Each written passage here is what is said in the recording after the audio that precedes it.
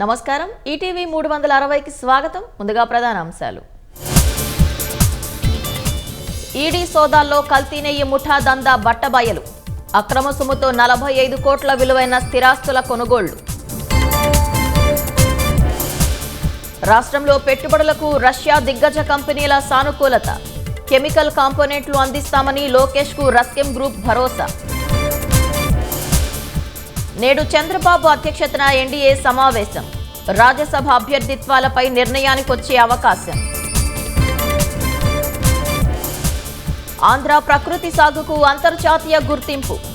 Food planet praise 14 కోట్లు నజరానా ఇచ్చిన Sweden సంస్థ.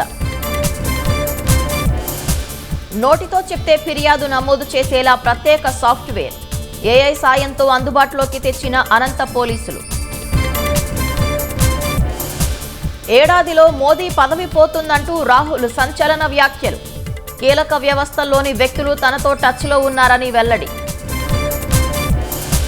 ఢిల్లీలో 21 మందిని బలిగొన్న హోటల్ యజమాని అరెస్ట్. రాజధానిలో ఫైర్ సేఫ్టీ తనిఖీలకు లెఫ్టినెంట్ గవర్నర్ ఆదేశం.